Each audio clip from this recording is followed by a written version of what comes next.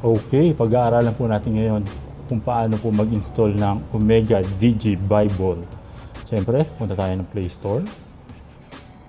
Search natin ang Omega Digitalbible. Omega DigiBible. Search. Yan, Omega DigiBible by Vision Tech. Click natin yung install. At antayin natin matapos. Ayan, medyo mabagal lang yung ating internet, kaya medyo matagal-tagal mag-install. Hello, internet. Kunin bilis. Meron na siyang 24 review at 100k download. Ayan, ito yung isa sa pinaka-the best na digital Bible na makita natin sa Play Store. Kung bakit? Papakita natin yan. Ayun, natapos din ang ating pag-install. Click natin yung open. Siyempre, unang-una mag-a-ask ng mga permission. Allow Omega DigitalBible to access your photo, media, and files on your device. Siyempre, allow tayo. Yan, unang-una natin makikita ay meron siyang verse of the day. Today, September 9, verse of the day. Layuan ninyo ang bawat anyo ng masama. Yan ay nakasulat sa unang Thessalonica 5 at 22. Yan, ang kagandahan niya, pwede natin i-share yung verse of the day. Click lang natin yung share. Pwede natin i-share sa Facebook, sa Gmail, at sa marami pang iba. Yan, tapos kung gusto niyo agad i-access yung Bible, click nyo itong icon ng Bible at makikita na natin dyan yung chapter. Makita nyo dito sa kaliwa sa taas, andyan yung books. Example ay Genesis. Tapos chapter 1. Yan, agad nyo nang makikita yung chapter. Yung buong chapter. Yung lahat ng verse. Yan. Kita na natin yan.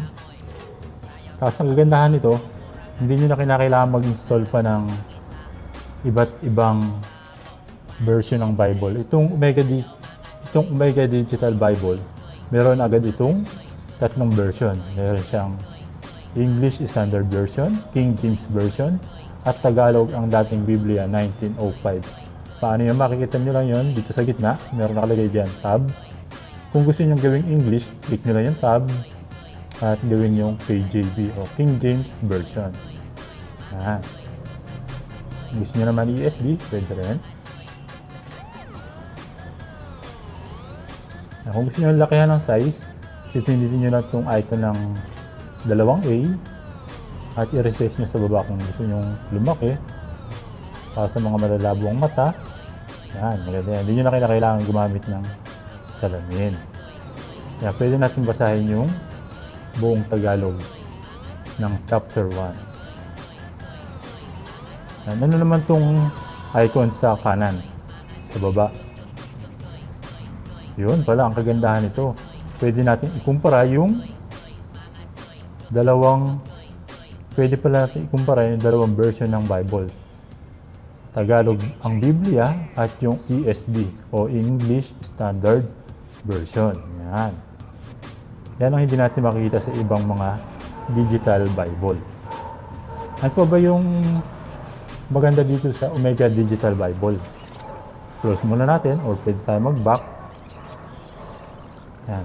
Balik tayo sa main menu. Makikita nyo dito sa kaliwa, merong home, tapos merong parang appear na icon. Ano ba ito? Ito yung tinatawag nilang 1 minute prayer. Pag ino natin yan, mag-play yan ng music. At nakalagay dito kung ilang minuto bago pa yung 1 minute prayer nila.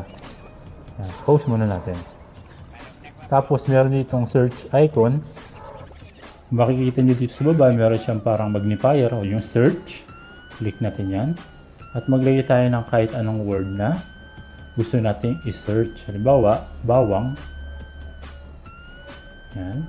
Any words or phrase. Any words. All words.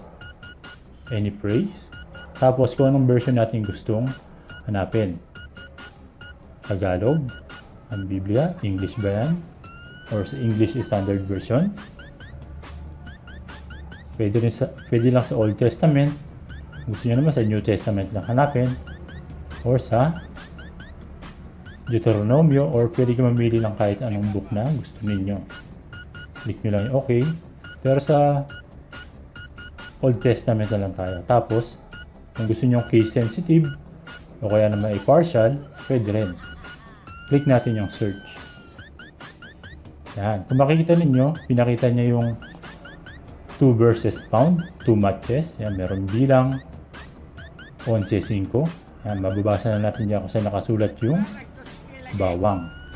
Kung gusto nyo naman mag-search naman tayo sa English, hanapin natin si Gideon. Any words. Tapos, hanapin natin sa English o sa King James Version. Press natin yung OK. Partial or partial match. Click natin yung search. Ngayon, makikita na natin yung mga may word na Gideon.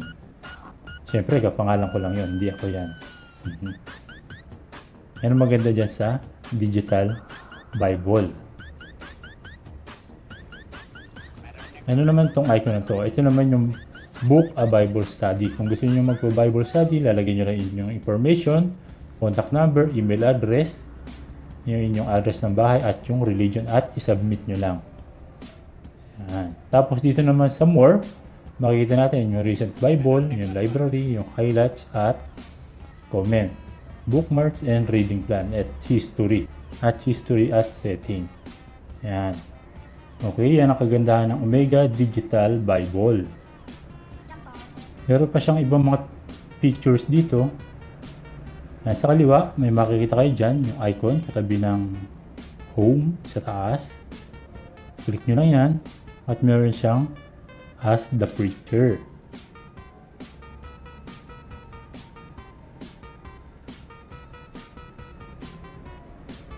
Back natin, meron din siyang tinatawag na notes dito sa kanan naman. Sa gawing baba. Pwede tayo mag-add ng notes. Click natin yan. Anong title? Halimbawa, bawang. At ilagay nyo na dito kung ano yung mga sitas na na-search ninyo. Yan. Click nyo lang yung save. Sample. Save nyo na. Yan ang kagandahan ng Omega Digital Bible. Hindi na natin kinakailangan mag-install pa ng iba't ibang version ng Bible dahil kompleto na siya. Meron siyang English Standard Version, King James Version, Tagalog ang dating Biblia, 1905. At kagandahan nito, pwede nyo nang i-search, pwede nyo pang ikumpara yung dalawang version ng Bible lang sabay. And kung nagustuhan nyo yung ating tutorial, mag-like lang kayo, subscribe, and kung meron naman po kayong mga comments or suggestion, huwag po kayong mahihiyang mag-komento sa comment box. Salamat! Thank you! Subscribe to our channel and enable notification to get updates with our new videos.